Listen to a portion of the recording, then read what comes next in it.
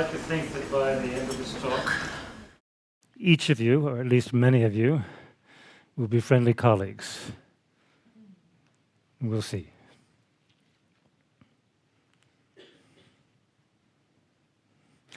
I'd like to tell you how I became a committed optimist.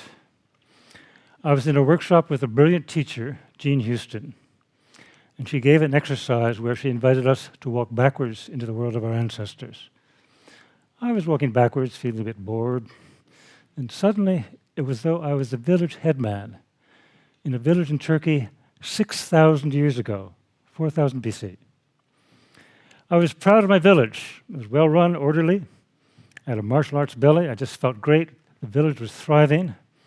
And then I thought, what would it be like to be the village headman's wife? Instantly, I had a belly dancer's belly, not the show-off kind, deep, tidal, alive. And as the wife, I loved the life of the village. Then Jean said, all right, everybody, now I would like you to walk forward. And as you walk forward, imagine that somebody from, say, 400 years in the future is looking back to you as an ancestor. And with that, I burst out crying, as did about half the group. For me, it was because I felt connected to coming generations. And at that moment, I shifted from being a pessimistic idealist who knew all the troubles of the world to being a committed optimist. Pessimism, optimism. I'm going to ask you three sort of rhetorical questions. First, how do you feel about the future of your own future? Optimistic, pessimistic? How do you feel about the future of your relationships? How do you feel about the future of the planet? For many, that's an instant downer. And for good reason. About 25 years ago, a large group of scientists, many of whom were Nobel laureates, issued a warning to humanity. They were concerned that the combination of population growth and ecological damage was unraveling the web of life that we're all part of and we all depend upon. More recently, a friend of mine and colleague, Julian Cribb, his book Surviving the 21st Century, outlines in detail not one, but 10 trends in what's going on now that threaten the survival of our global civilization beyond the end of this century. And you all know about the bushfires, early season, in winter, bushfires. The California forest fires, amazingly. The great typhoons, the drought that's going on. We're kind of in a difficult situation. It's actually worse, though. We have a globalized civilization that is eating the planet. You know that already, yep? So let me ask you a strange question. Is reality real? I mean, you know this stuff, you heard about it, da-da-da. Is it actually real? I say, beyond global warming, the reality is hitting us in the face. It's here now. That's the bad news, right? In that context, this context, the task of our time is to transition to a life-affirming culture rather than continuing on our present course of ecological self-destruction. Okay, that's the heavy stuff. Let's lighten up a bit. I have a friend who's a glider pilot, Noel Winterburn.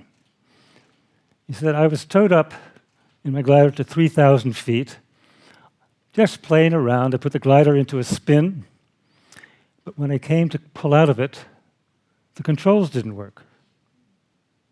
So there I was, spin, spin, spin. I tried everything, nothing worked. I was in a pickle.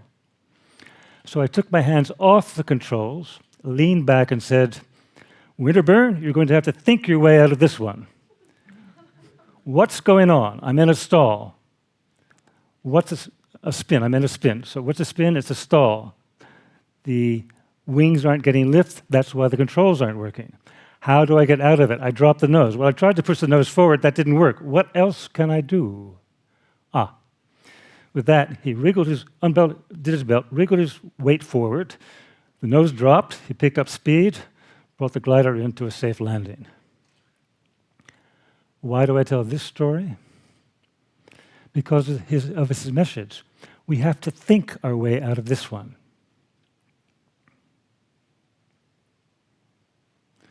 So I already announced the goal. Another language for that goal, which is used by the Patramam Alliance and here in Australia, Be the Change Australia, is the task of our time is to bring forth an ecologically sustainable, socially just, spiritually fulfilling human presence on this planet. Or, more simply, to evolve a sane society that lives within planetary limits. Naomi Klein said, to change everything, we need everyone. Which is to say, if we're going to actually have a transformative social change, we need to engage mainstream commitment,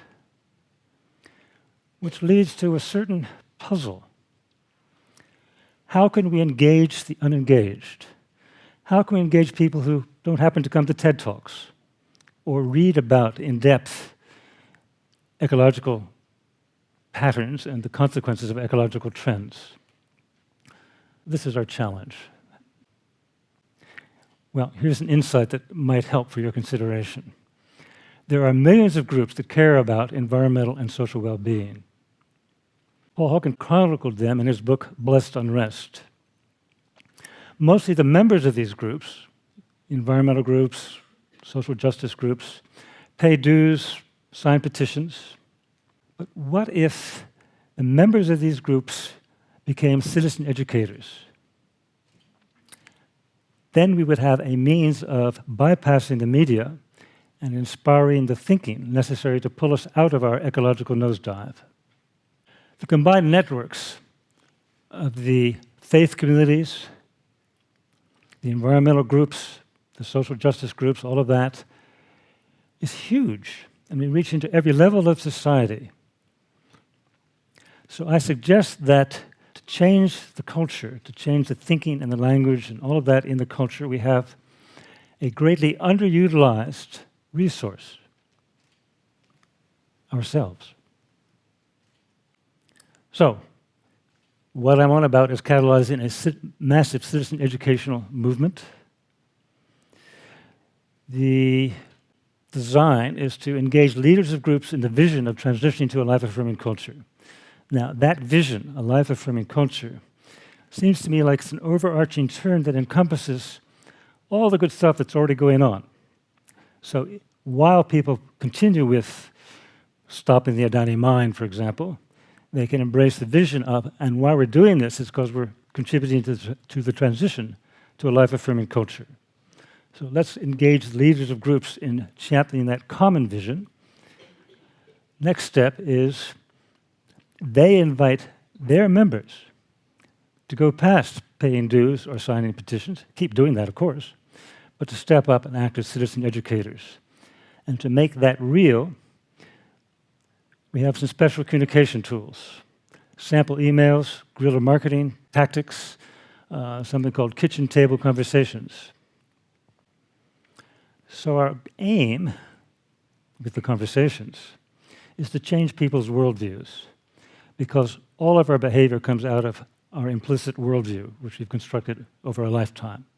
And so we're about changing worldviews to get on track with our goal. So that's the title of, we have a kit about that provides the tools, and one of the key tools is the use of physical models to help people connect the dots and see the big picture. I got the idea for this, by the way, from a professional stage magician who said, people like physical things to hang ideas on. And if you lay it out like that, you can move the models around and keep track of the conversation even while you're drilling into one question or another. Well, we have to change the culture, so we need a movement. As I said, so many groups, all fragmented. So the key idea here is that aligned, we can have a new impetus in changing mainstream consciousness. So it's partly about, as I said earlier, engaging the leaders of groups, and through that, hopefully, members of the groups who will want to step up. But there's another part of it as well. Each year, there are millions of talks analogous to this one. Millions of talks about social justice, environmental well-being. Usually people come, they get uplifted a little bit. Mostly it's preaching to the converted, I think. So my thought is, and this is the idea worth spreading, what if the members of the audience who already know a lot shifted from being the followers who hear to be encouraged to be leaders who go out and communicate through their networks and become champions for the new earth that we hope to evolve. So, my hope is that each of you, to the extent that you feel there's some truth in the reality and feel some resonance with what I'm talking about, some wish for your own, this is a dark one, some wish for your own future well-being, because we can only do it together, that you will, I didn't tell you the name of the organization. I'm part of an initiative called the Great Transition Initiative. It's not an organization in the usual sense. There's no central group that sets policy or directs what people do. Instead, each person who feels called to be active in this acts through their own initiative. And again, I would hope that many of you would choose to do that.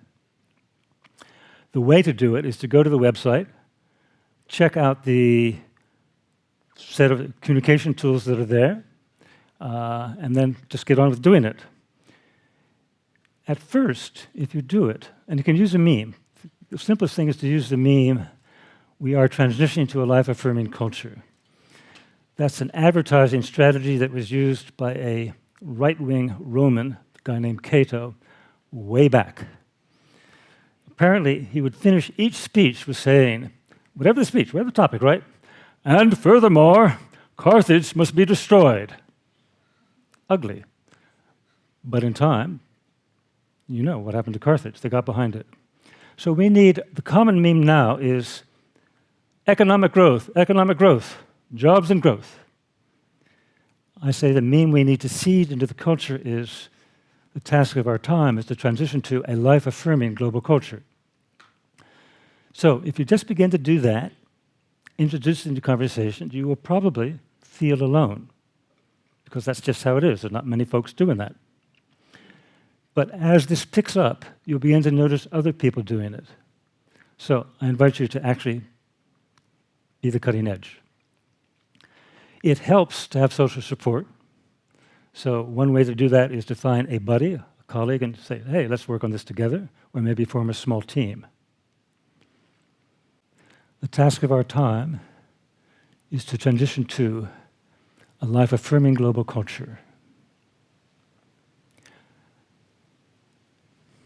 And with that, here's where we are. Thank you so much.